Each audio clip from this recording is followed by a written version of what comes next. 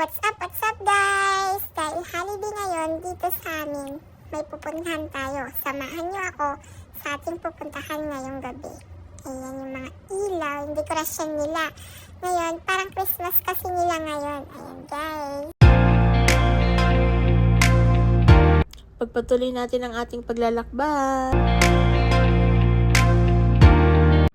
May napapansin ba kayo sa mga dinadaanan natin ngayon? Tignan nyo, ang daming mga ilaw ngayon, di ba?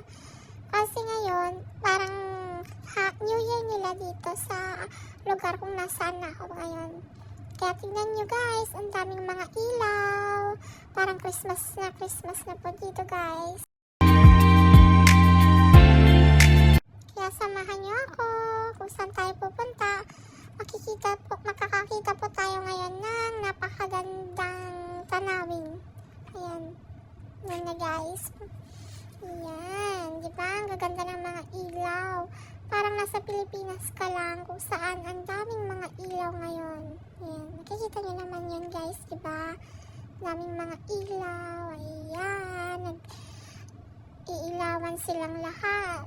Napakaliwanag. Diba guys? Ayan guys. So, hold on lang kayo. Dito na tayo po. Wow! Ito na yung sinasabi ko sa inyo. Yung napakagandang ilaw na sumasayaw. Tapos kung saan yung beat ng tugtog, andoon yung umiilaw. Diba? Ang ganda. Tapos magtataka kayo kung paano nila ginawa yan. Tapos yung punong yan, sa ilalim yan, may tubig. So imagine, tignan nyo naman, oh, napakaganda, diba? Saan pa kayo? Wow! Tapos ito naman, puntahan natin yung umiilaw na mga parang bulati ba yan? Hindi ko alam kung ano yan. Tignan nyo naman. Diba? Ang gagaling po nilang gumawa dito.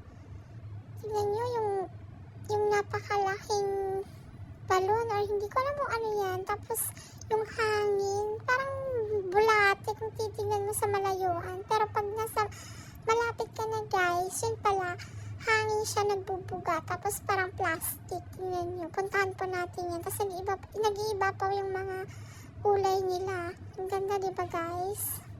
Sobrang ganda po talaga dyan. Sobra. Ayan. Naglalakad po tayo. So, ang daming tao. Kwan lang to. Pag winter lang, may ganito dito. Pero kapag mainit, wala guys.